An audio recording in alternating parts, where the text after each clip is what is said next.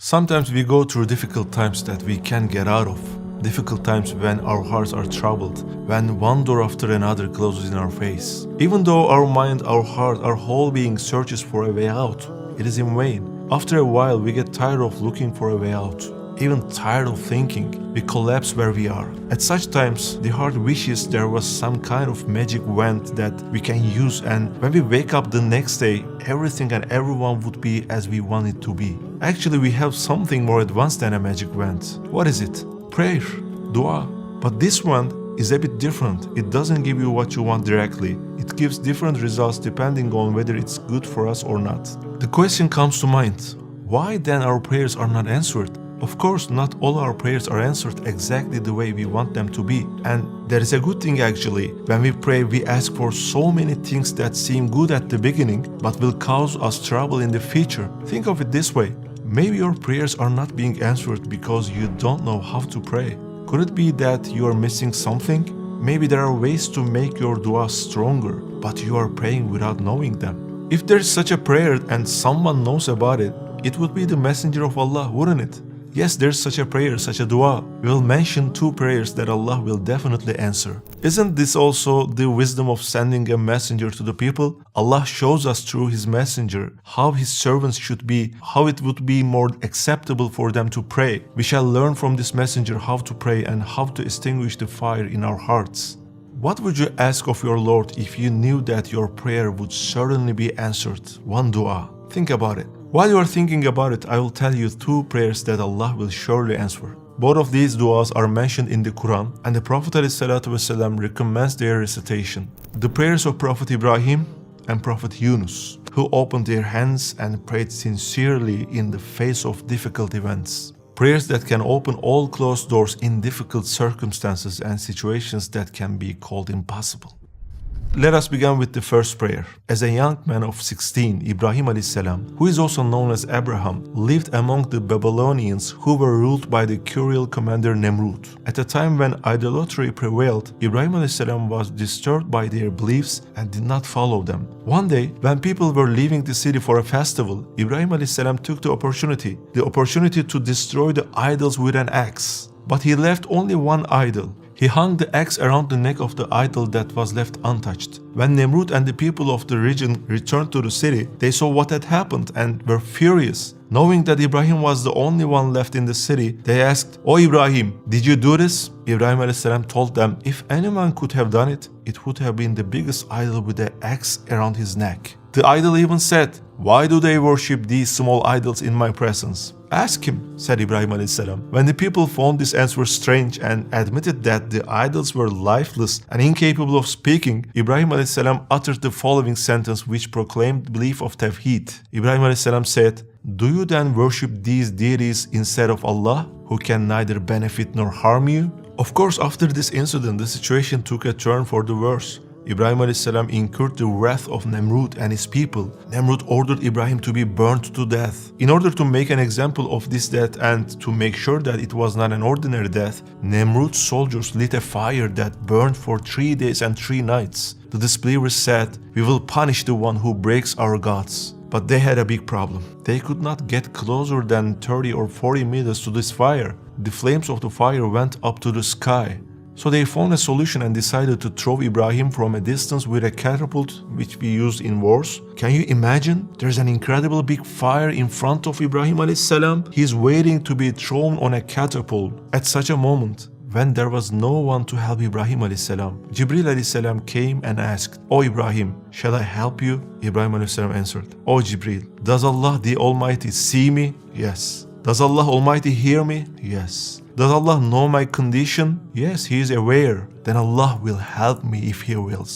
I don't want your help or the help of people. I have surrendered myself to such a God," he answered. At that moment, he continues with a prayer that comes from the depths of his heart and falls from his lips. Hasbunallahu wa ni'mal wakil, which means Allah is sufficient for us, and He is the best disposer of affairs. These words were so sincere, and this dua will be remembered throughout the history, both in this world and in the hereafter.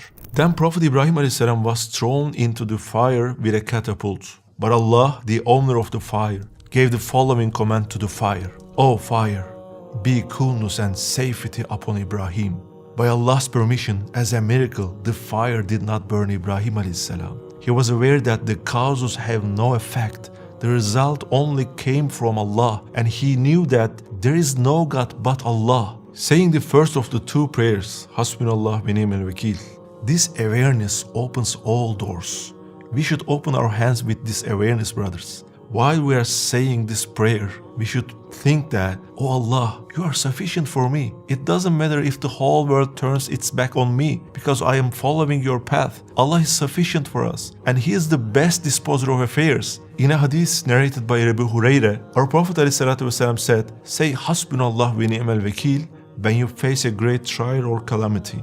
This prayer is also mentioned in the Quran, the verse 173 of Surah Al-Imran. The following verse is about the companions of Prophet Muhammad ﷺ. Man said to them, a great army is gathering against you, and frightened them, but it only increased their faith, Iman. They said, for us Allah is sufficient, and He is the best disposer of affairs. I understand the part about not fearing enemies, but what kind of submission is this that the news increased their faith? You receive bad and frightening news, and your faith is revealed. Your courage is increasing. No matter how many enemies there are, Allah is sufficient for us. So we who read these words may not have enemies armed with swords, but we have other enemies, right? Evil people and devils are working day and night to ruin our eternal life. Diseases that can break our motivation. Bad news is waiting for us. What verse will we say to strengthen our faith against all these blows? Hasbunallah wa ni'mal wakeel. Allah is sufficient for us. We have relied on such a power that it does not matter if some people turn the world into a ball of fire. This is the first dua that we should memorize, brothers. Hasbunallah wa ni'mal wakeel.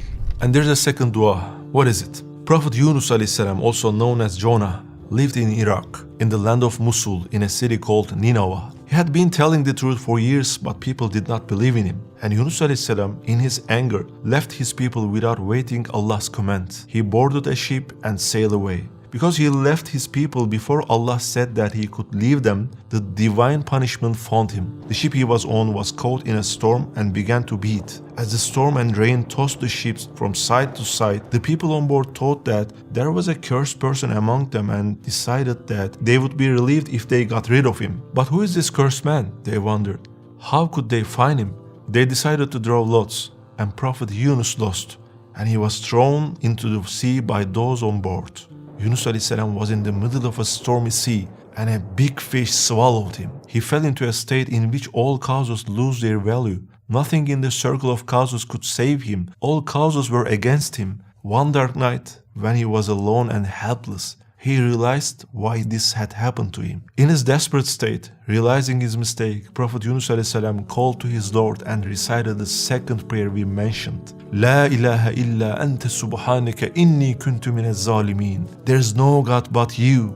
Glory be unto you. Indeed, I was the one who committed the wrong. A hadith of Prophet ﷺ about this prayer is as follows. So indeed, no Muslim man supplicates with it for anything ever except Allah responds to him. Do you know why this prayer is so powerful? Because there is a confession in it. There is someone who realizes his mistake and desperately asks for help. Yes, if a person realizes his mistake and confesses it, he is worthy of forgiveness. Otherwise, we open our hands without breaking our ego, without understanding our mistake, without learning our lesson. If you notice, this prayer also comes from the word of Tawheed, La ilaha illallah. In this difficult situation, Prophet Yunus alayhi salam realized that causes have no effect. In other words, even if the whole world came together, they would not be able to help him. The one who can help him must have all the causes under his control. He should control the causes like the fish which swallowed Yunus alayhi salam. He should control the storm, the waves, and the night. He who has the power over all these causes can help him.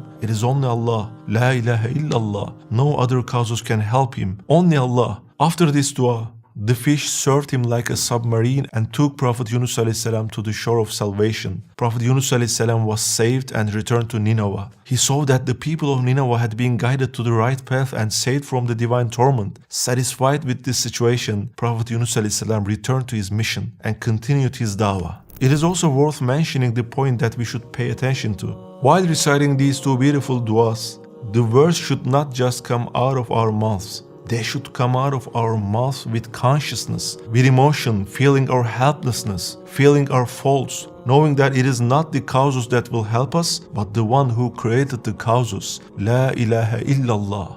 When we say, "Oh Allah, I pray there is no one who can fulfill my wishes except you. Only you can help me. The causes are only a curtain. You are the only one who can fulfill my request." And we should pray with awareness. This kind of prayer is also close to being accepted, inshallah. There may be some people who think that even if I pray these prayers, there is no change. First of all, prayer is not magic words that come out of our mouths. When it comes from the heart with emotion, with sincerity, when we feel the meanings mentioned above, it becomes a powerful prayer. However, it is not necessary for your wishes to be fulfilled in the same way. For example, someone prays for a son, but Allah does not grant him a son, but Allah gives him a daughter like Maryam. Maybe if it had been a boy, he would have been a bad person, we don't know. So we cannot say that this person's prayer was not accepted. We say that it was answered in a beautiful way that the person who prayed could not have imagined. If we are sick and we knock at the doctor's door, how will the doctor react if we ignore it and say,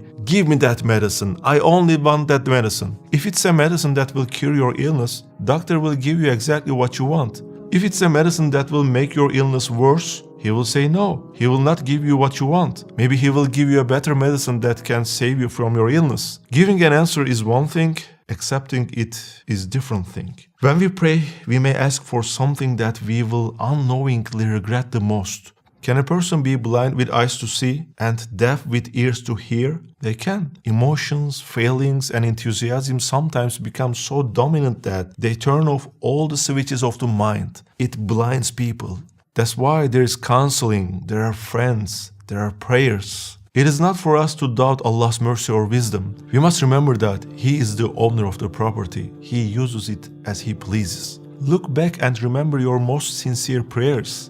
Those prayers, du'as, where you opened your hands and prayed with trembling lips and shed tears. When did you make those du'as? When you were in the most difficult situation, wasn't it? Because it's only when Allah shakes us that we come to our senses. Only then do we wake up from the deep sleep of our false paradises. I have good news. There's an ayah. O Prophet, your Lord has neither forsaken you, nor is He displeased.